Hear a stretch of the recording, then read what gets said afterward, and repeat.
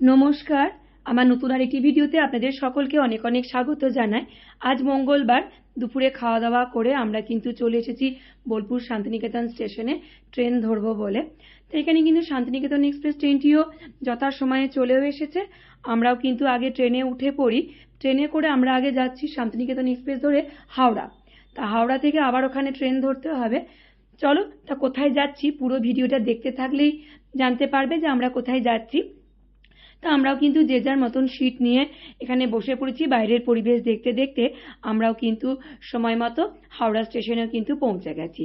হাওড়া স্টেশনে পৌঁছিয়েই সবাই মিলেই আমরা যে 26 জনের একটা বড় টিম আমরা যাচ্ছি বেড়াতে আজকে, সবাই মিলেই কিন্তু এই জন আহারের সামনে হাওড়ার প্ল্যাটফর্মটাতে সবাই মিলে কিন্তু বসে আছি। আমরা কোনো আর ওয়েটিং রুম নিইনি, কেননা আমাদের আর 2 ঘন্টার মধ্যেই আবার ট্রেন আছে বার্মের এক্সপ্রেস। সেই বার্মের এক্সপ্রেস ধরেই আমরা কিন্তু আবার যাব দিল্লি। তো দিল্লিটাই আমাদের গন্তব্যস্থল তা নয়, দিল্লি থেকে আরো কিছুটা যেতে হবে, তারপরে আমাদের গন্তব্যস্থল। তা কোথায় যাচ্ছি সেটা কিছুক্ষণ পরেই বলবো। তো সামনেই ফুড প্লাজা, সামনেই দোকানপাট থাকলে বাচ্চাদের নিয়ে যা অবস্থা হয়, এটা খাবো সেটা খাবো, এটা কিনবো সেটা কিনবো। তা ফুড প্লাজাতে প্রথমে ঢুকেই আমি বাচ্চা দুটোর জন্য আমার একটু করে কেশর কুলফি ফালুদা কিনে নিলাম এখানে, এবং ওদেরকেও কিনে দিলাম। আমরাও নিজেরাও কিন্তু একটু করে কেশর কুলফি ফালুদা এটাও খেলাম। ভালো লাগে আমার এই হাওড়াতে এসে প্রথমত এটা খেতে, সেজন্য বাচ্চাকে কিনে দেওয়া, নিজেরাও খাওয়া, এসব করে এখন আমরা এখানেই বসেই আছি যতক্ষণ না ট্রেন আসছে ততক্ষণ। আর এই যে বাচ্চাদের ঘ্যান ঘ্যানানি, বাচ্চাদের বায়না, এসব শুনতে শুনতেই 2 ঘন্টা ঠিক পেরিয়ে যাবে। তাই এই জন্য আমরা ওয়েটিং রুম নিইনি। তা চলো, আগে ওর তো সব কুলপি টুলপি নেওয়া হয়ে গেছে, যেখানে আমরা 26 জন মিলে বসে আছি সেই জায়গাটাতে আগে যাই। তো আজকে আমরা যাব, এখন আমাদের ট্রেন আছে সেই আবার 6:30 নাগাদ। তো বার্মের এক্সপ্রেস জন আহার থেকেই আমরা যে যার মতন যে যটা মিল দরকার সেরকম মিল তুলে নিয়ে আমরা কিন্তু ট্রেনে উঠব। আমাদের জন্য 2টো মিল নিয়ে নিয়েছিল অলির আর অলির বাবার। আমি ট্রেনে খাবো না আজকে, তাই পাউরুটি খাবো, শাশুড়ি মা মুড়ি খাবে। এইসব করতে করতে কিন্তু ট্রেনের মধ্যে চাপবো, সব কিছু কিন্তু একদম রেডি টেডি করে নিয়ে দাঁড়িয়ে আছি। এই যে এখানে দেখো আমাদের যারা যারা সব যাচ্ছি সব লাগেজ রেডি করে সবাই, কেউ বসে, কেউ অর্ধ শুয়ে, কেউ দাঁড়িয়ে, বাচ্চারা খেলা করছে, এসব নিয়ে কিন্তু 2 ঘন্টা ঠিক কিভাবে যে কেটে গেল বোঝাই যায় না। ক্যালোর মেলো চারিদিকে লোকজন দেখতে দেখতে বেশ পেরিয়ে গেল 2টি ঘন্টা একদম। তো চলো, এবার ট্রেন আসার পালা, এবারে উঠে যায়, গিয়ে যে প্ল্যাটফর্মে ট্রেন দেবে সেখানে গিয়ে আগে দাঁড়ায় আগে। তো দেখো আমাদের কিন্তু ট্রেনও যথাসময়ে চলে এসেছিল। ট্রেনে আমরা চেপেও পড়েছি। হাওড়া স্টেশন ছেড়ে দিয়েছে ট্রেন। ট্রেন ছেড়ে লাগেজ টাগেজ আমরাও ঠিকঠাক জায়গায় রেখে যে যার বাদ বুঝে নিয়ে সবাই কিন্তু আপন আপন সিটে বসে পড়েছি। নিয়ে আমরা যাচ্ছি এখন দিল্লির উদ্দেশ্যে আগে বার্মের এক্সপ্রেসে। দিল্লি থেকে তো আরো একটু যাব, আগেই বললাম। কোথায় যাব পরে বলছি। তো এখানে বাঙালি মানুষ যেখানেই থাকি না কেন গল্প টল্প সবকিছু জমিয়ে, খাওয়া দাওয়াও তো জমিয়ে তাদের তো হতেই হয়। সেজন্য ভেবেছি কি একটু মুড়ি আর চানাচুর দিয়ে মুড়ি মাখাবো, তাহলে বেশ মুড়িটাও খাওয়া হবে কিছুক্ষণ, তারপরে চাটা খাবো, মুড়ি খাবো, তারপরে বেশ ভালো ভালো গল্প টল্প করবো। এখানে দেখো চানাচুর দিয়ে মুড়ি মাখিয়েছি তেল টেল দিয়ে ভালো করে। চলো আগে তাহলে মুড়িটা আগে খেয়ে নিই, তারপরে অন্য গল্প। আমি কিন্তু ভয়েস ওভারটা দিচ্ছি পরে, এটা তো আমরা গেছিলাম 28শে মে। তাই আজকে আমাদের এই ট্রেনে যাওয়ার সময় একটি ঘটনা ঘটে গেছে, মহা বিপদে পড়ে গেছি আমরা। যাওয়া মানে আমরা ট্রেনে উঠেছি, আমরা ট্রেন কিছুটা গেছে আসানসোল জংশন পর্যন্তই আমরা ঠিকঠাক ভাবে গেলাম। আসানসোল জংশনে একটা বয়স্ক ভদ্রলোক, তিনি হয়তো 2 দিন আগে রিটায়ার করেছেন, তিনি ট্রেনে উঠবেন, এই বার্মের এক্সপ্রেসে উঠে উনি যাবেন বোধহয় দিল্লি। তো এর কোচ নাম্বার ডিসপ্লে বোর্ডে কোচ নাম্বারটা ভুল দিয়ে দিয়েছিল, ওই জন্য উনি কোচ নাম্বারটা বুঝতে না পারায় অনেকটা আগে চলে যায়। যেমন ডিসপ্লে বোর্ডে দেবে সেরকম অনুযায়ী সবাই তো যায়, তা সেরকম ভাবেই কিন্তু উনিও আগিয়ে চলে গেছিলেন। তারপরে দেখে কি না কোচটা আছে অনেকটা পিছনে। উনি আবার দৌড়তে দৌড়তে পিছন দিকে এসে কোচের মধ্যে ওঠেন। আমাদের যে কোচ নাম্বার ছিল সেই কোচে কিন্তু ওনারও সিট ছিল, উনিও কিন্তু তখন উঠে পড়েন এই কোচটাতে। গেটের কাছে আমার বর দাঁড়িয়ে ছিল, আমার বরকে বলে, বাবা আমার ব্যাগটা একটু তুলে দাও না, আমি হার্টের পেশেন্ট, কোচ নাম্বারটা একটু ডিসপ্লে বোর্ডে ভুল ছিল, আমি বুঝতে পারিনি।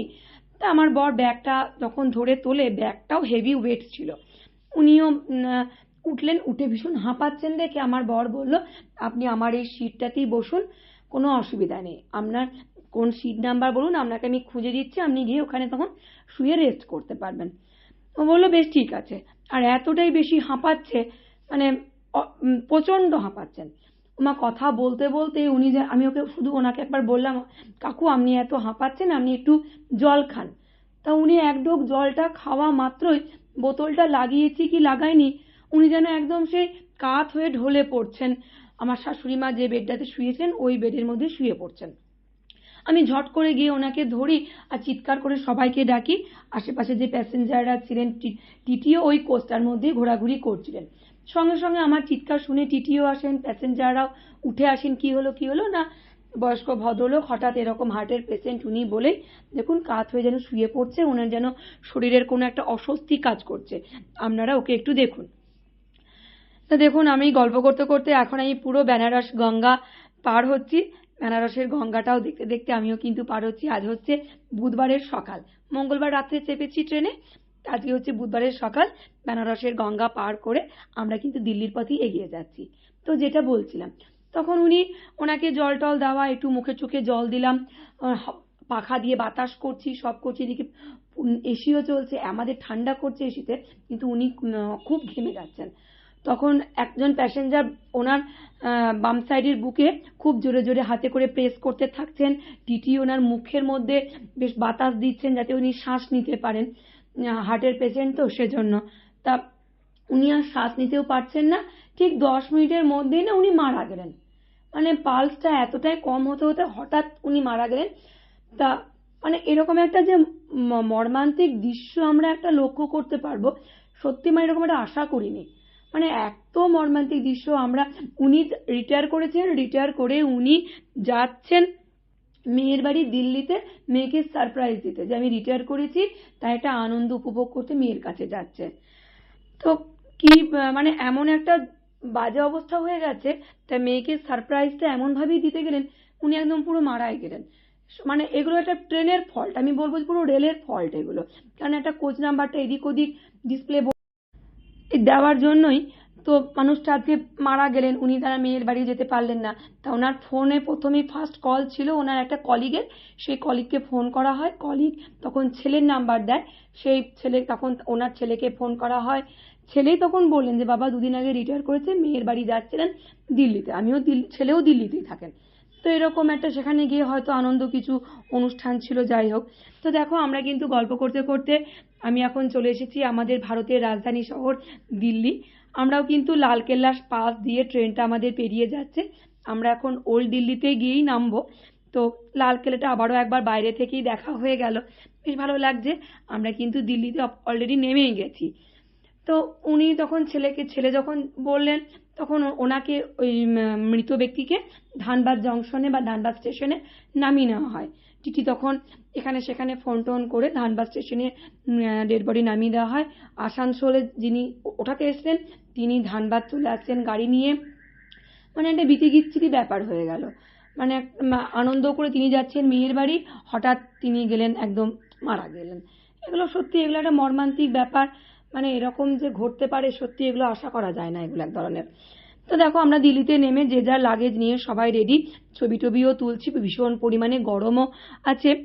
আর গরমটা এখন গরম লাগছে না, কারণ যাওয়ার একটা আনন্দ আছে, তো সেজন্য গরমটা গরম লাগছে না, বেশ আনন্দই লাগছে। তো সেখানে সবাই মিলে দাঁড়িয়ে একটু ছবি টবি তুলছি। আর আমাদের যে ট্যুর গাইডার যে দাদাটা আছে, সে দাদাই বললো এক জায়গায় সব লাগেজ রেখে তোমরা 5 ঘন্টার জন্য ওয়েটিং রুমে ওয়েট করতে। 5 ঘন্টা ওয়েটিং রুমে ওয়েট করেছিলাম। তারপরে রাত্রিবেলায় আবার ট্রেন ছিল, সেই ট্রেন ধরে আমরা এখন যাচ্ছি জম্মু। তা আমরা একদম ডাইরেক্ট জম্মু যাব না, জম্মুর আগে উধামপুর স্টেশনেই আমরা নামবো। তো আমরা কিন্তু দেখো পাহাড় টাহাড় দেখতে পাচ্ছি, মানে এবারে আমরা কিন্তু একদম পৌঁছে যাচ্ছি প্রায় মাঝামাঝি। তা যেতে যেতেই দেখা গেল কি এখন বড় বড় বেশ টানেল পার হচ্ছে, এরকম ছোট বড় 20টা টানেল ছিল। 20টা টানেল পার হতে হতে আমরা কিন্তু উধামপুর স্টেশনে গিয়ে আমরা থামবো। তা ছোট বড় যখন এই টানেলগুলো পার হচ্ছি, বাচ্চাদের যা চিৎকার চেঁচামেচি, আমাদেরও আনন্দ আর ধরে না, সেটা আমাদের মুখে চোখেই হয়তো প্রকাশ পাচ্ছে। তা আমরা কিন্তু নেমে গেছি এখন উধামপুর স্টেশনে। উধামপুর স্টেশনে নেমেছি, রোদও আছে কিন্তু তার সাথে যে খুব একটা হাওয়া আছে সেই হাওয়াটাই গায়ে লাগছে, রোদটা খুব একটা গায়ে লাগছে না।